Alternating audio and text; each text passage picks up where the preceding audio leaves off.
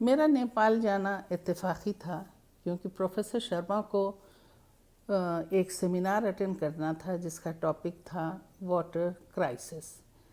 तो दो तरह का काम हो गया, एक तो सेमिनार में मालूमात बढ़ी और दूसरे मैंने नेपाल को खूब अच्छी तरह से एंजॉय किया। अदब में बाई पसली नाम की जो मेरी 6 किताबों की श्रृंखला है, उसमें पहला खंड है एफ्रो एशियाई कविताएं।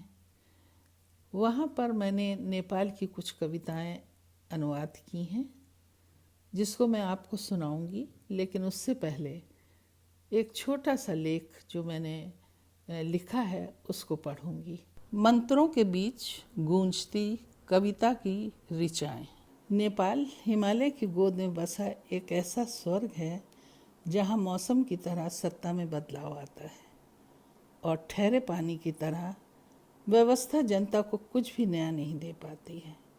भूख, बेकारी, गरीबी और पुराने मंदिरों में खोया आध्यात्मिक चिंतन एक रहस्यमय वातावरण को जन्म देता है। ऐसे वातावरण में रचना के मन के कपाट खुलते हैं, शब्द एहसास की सीढ़ियाँ उतरते हैं, घंटों की तेज आवाज़ अलसाई घाटी में गूंजती है।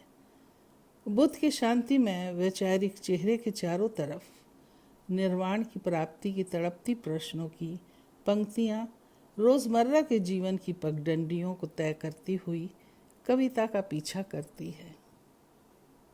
पोखरा और चितवान में हिमालय के दीदार की प्यास बुझाने के संग उपन्यास और कहानी का संसार कुदरत बसाती है। फिजा में पुराने मंत्रों के बीच जाने कितने उपन्यास और कहानियों के किरदारों के संवाद गूंजते महसूस होते हैं। खामोश पहाड़ियाँ, हरे नीले पानी की झीलें और झूमते दरख्तों की सरसराहटें, बहुत कुछ है देखने समझने के लिए। उसी को पकड़ने के लिए पर्यटकों की भीड़ नेपाल में घूमती नजर आती है। क्लिक क्लिक करते कैमरे और चांदी लकड़ी से बनी नक्काशीदार वस्तुओं से भरी दुकानों के बीच घूमते सैलानी। पशुपति मंदिर के फैले परिसर में रेलिंग से लगकर बहते पानी के किनारे पिंडदान के चावल लड्डुओं को खाते बंदरों का बिखराव एक अलग राग अलापता है।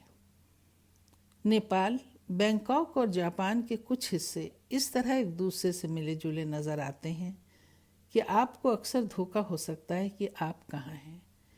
नेपाल में बड़ी संख्या में बिहारी देखे जा सकते हैं जो कई पीढ़ियों से वहाँ रचे बसे हैं, मगर आज भी भोजपुरी गानों को सामूहिक रूप से गाते हुए वे अपने पूर्वजों की मातृभूमि में पहुँच जाते हैं।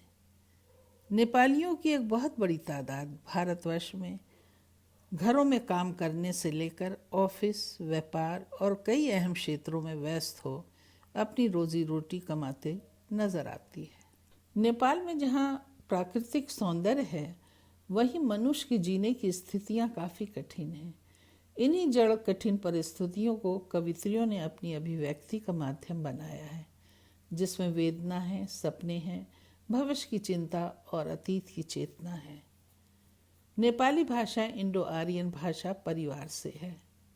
कहा जाता है कि पहली कविता पृथ्वी नारायण थी, जिसके रचयिता सुबानंदा दास थे, जिन्होंने काठमांडू घाटी की जीत के अवसर पर कलम बंद की थी, जब नए नेपाल की बुनियाद रखने वाले पृथ्वी नारायण शाह ने विजय प्राप्त की थी।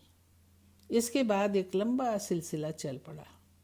भानुभला आचार्य, मोतीराम भट्टा, लेखनाथ पाउदेल, बालकृष्ण सामा, लक्ष्मी प्रसाद देवकोटा, गोपाल प्रसाद रिमल, भूमि शेरचंद, मोहन कोयराला आदि आदि। बाकी कवित्रियाँ यहाँ अपनी कविता के साथ पुस्तक में मौजूद हैं। नेपाल के एक साहित्यिक कार्यक्रम में जाने का मौका मिला, जहाँ अनेक तरह के बुद्धिजीवियों और विभिन्न रचनाकार मौजूद थे। उस समय वहाँ के भारतीय राजदूत जवाहरलाल नेहरू विश्वविद्यालय के प्रोफेसर विमल प्रसाद जी थे, जिनकी इच्छा थी कि मैं नेपाल पर खुलकर लिखूं। मेरा प्रोजेक्ट पास भी हो गया था, मगर इन कविताओं के अनुवाद से बात आगे नहीं बढ़ी, जिसका आज भी मुझे अफसोस है। हिमालय की वादी का हुस्न पोखरा की झीलें, घने दरख्त, मंदिरों पर लकड़ियों के काम की नक्काशी, बहुत कुछ ऐसा था जो रहस्यमयी लगता था।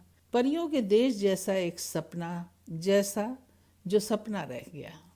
नेपाल की 2 यात्राओं में कई लेखकों एवं कवियों से मुलाकात और नेपाल अकादमी जाने का मौका मिला था।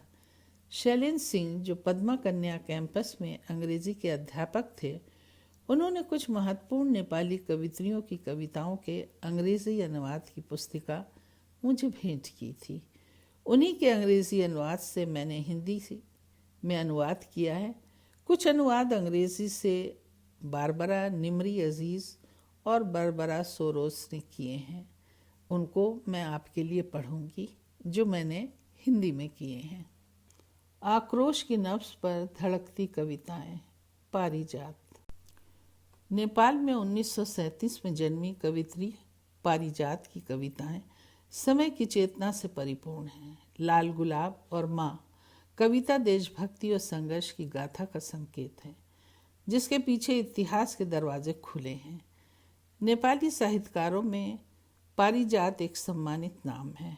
पारिजात के साहित्य का फलक छोटा नहीं है।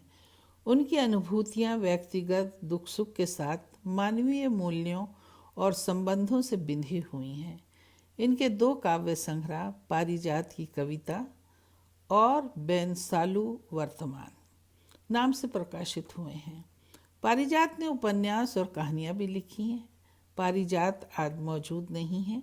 उनकी मृत्यु 1993 में हुई, मगर उनकी कविता की महक आज भी नेपाली साहित्य में मौजूद है। कविता का नाम है मैं और मेरा अतीत। लंबे बांस के वृक्ष की तरह ज्येष्ठा की तेज हवा के चलते मैं अपने अतीत का स्पर्श करती हूँ। चमकता सूरज, फटी धरती मेरी यादों में परछाई बन उभरती है। बिना वर्तमान एवं भविष्य के मैं तुमसे कह सकती हूँ, मेरा अतीत चिटखा टूटा था। मेरा अतीत जानता है मैं अंदर से खोखली, ठीक बांस वृक्ष की तरह हूँ। ऊबे क्षणों का कविता राग, कुंदन शर्मा।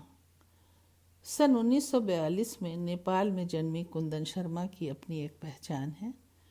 उनका कविता संग्रह 1988 में मेरी कविता नाम से छपा है। आपकी कविताओं में आक्रोश और विद्रोह का स्वर काव्यात्मक लय के साथ मौजूद है, जिसमें समय की ज्वलंत समस्याएं और भविष्य का भय एक नई तरह के प्रश्न सामने रखते हैं। वर्तमान समय के बदलते राजनीतिक परिदृश्य किस तरह इंसानों को आहत कर रहे हैं, इसकी कसक इनकी कविताओं में प्रचुर मात्रा में मौजूद है। आज़ादी। मैं आज़ादी चाहती हूँ। आज़ादी इस दीवार से, आज़ादी इस सड़क से, आज़ादी इस घर से, आज़ादी अपने सारे संबंधों से, यहाँ तक अपने आसपास के वातावरण से। आज जो मैं महसूस कर रही हूँ कि हर चीज़ से मैं आज़ादी चाहती हूँ, वास्तव में उसमें मैं भी शामिल हूँ। अपनी अस्मिता की तलाश करती औरत, भुवन धुगाना। 1945 में जन्मी भुवन धुगाना नई अनुभूतियों और अभिव्यक्ति के संग नेपाली साहित्य में आई। उन्होंने कहानियाँ लिखी हैं जिसमें मध्यवर्गीय नगर के जीवन की विषमताओं का जीवंत वर्णन मिलता है।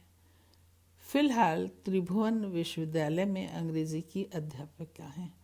आपकी कविताओं में नए रूपक मिलते हैं जो उनकी दृष्टि की सुषमता का परिचय देते हैं। हम मछलियों की तरह हैं। देश एक तालाब, युद्ध मछुआरा, अपना जाल फैलाता हुआ, मछलियां भागती हुई। मूंगफली के दाने और ललचाती मछलियों की इच्छाएं, एहसास जो दिखाई नहीं देता, नजर आता है केवल मछलियों का फिसलना। बड़ी मछलियां अपना मुंह खोलती हैं और मूंगफली के दाने निगल जाती हैं, साथ ही गटक जाती हैं बेचारी छोटी मछलियों को भी। तुम और मैं और वे और हम संघर्ष कर रहे हैं मछलियों की तरह। देश एक तालाब, युद्ध मछुआरा जो जाल फेंक रहा है अपना और ताक में है अपनी बारी की। बेखौफ अभिव्यक्तियों के शब्द जाल। बनीरा गिरी। बनीरा गिरी नेपाल की महत्वपूर्ण उपन्यासकार और कवित्री हैं। आपका जन्म 1946 में हुआ। काठमांडू में रहती हैं और पद्म कन्या त्रिभुवन विश्वविद्यालय में नेपाली भाषा पढ़ाती हैं। बनीरा गिरी के पास बेबाक और नई उपमाओं भरी तेज, तीखी, तराशी भाषा है जो काव्य के सारे नियमों पर पूरी उतरती है। इनके 3 कविता संग्रह इफ्टा इफ्टा, जिंडो जंग बहादुर, जीवन तथा मारो मेरे आविष्कार में छपे थे। उनके काव्य में विद्रोह है, पीड़ा है। उनकी कविताओं में सामाजिक एवं राजनीतिक दृष्टि पैनी है। अवैध संबंध। शंकाओं और भ्रांतियों के द्वंद्व के बीच बनने दो मेरे बेटे को हैमलेट। इस दुविधा में फंसा, ये होगा ये नहीं होगा। उठाने दो उसे तलवार जिसमें धार लगेगी दुर्भाग्य की शान से। मेरे आदम के सेब में तलवार की नोक चुभोने से पहले वो उसे उस प्याले में ज़रूर डुबो ले जिसमें भरा है पोटेशियम साइनाइड, ताकि मुझे देख सके वो कराहते मौत से हारते। मैं स्वीकार करती हूँ मैं पतिता हूँ। मैंने अवैध संबंध अपने युग से बनाए रखा। मैंने अवैध संबंध अपने युग से बनाए रखा। निराशा में विवेक की आहटें। सीता पांडे। सीता पांडे काठमांडू में स्पोर्ट्स काउंटर में काम करती हैं। कविता और कहानी दोनों लिखती हैं। कविताएं रूमानी भावना से ओतप्रोत हैं, उसमें एक जनाना गुरूर भी है। कहानी और कविता दोनों में अभिव्यक्ति की पकड़ ज़बरदस्त है। फिलहाल नेपाल में महिला लेखन के क्षेत्र में एक नई ज़मीन तैयार कर रही हैं जो उनके विचार और संवेदना के साथ देश की स्थिति का भी आईना है। यहाँ उनकी कविता मैं पढ़ूंगी। काला ताल। अकेले तुम पार कर रहे थे काला ताल, मैं भी तैर रही थी उस पार जाने के लिए, अपनी सारी शक्ति एवं हौसले को संजोकर।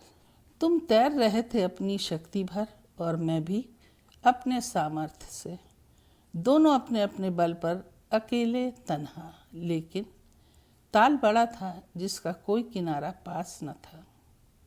अपने अथाह उभारों के नीचे सारी दुनिया के कष्टों को मत्था हुआ। तुम थोड़ा आगे थे मेरे, पांव घसीटते से धीरे से मुड़कर तुमने पूछा, क्या हम साथ तैर सकते हैं एक दूसरे के संघर्ष को बांटते हुए? तब हम इस ताल को बड़ी आसानी से पार कर लेंगे। मैं पहले से निढाल कमज़ोर सोचने लगी, तुम्हारे साथ बांट लूँगी अपनी थकान। हो सकता है तुमने भी ऐसे ही सोचा हो। हम साथ हो लिए तब से इस काले ताल में, लेकिन साथ होने के बावजूद हम फिर भी अकेले बिल्कुल तन्हा थे, क्योंकि रास्ते में वो कुछ भी न घटा जो हमने सोचा था और कुछ न बदला। न मेरी घोर व्यथा कम हुई, न तुम अपने को हल्का महसूस कर सके। इस भ्रम में हमने अपने को और भी थका डाला कि हम एक दूसरे को बांट रहे हैं। तुम सुखी नहीं हो, न मैं खुश हूँ। तुम सोच रहे हो कि मैंने तुम्हारा बोझ बढ़ाया, और इधर मैं अपनी विकलांग इच्छाओं में निहित अपनी दुखद स्थिति के संग सोचती हूँ कि मुझे वो कुछ न मिला जो मैंने चाहा था।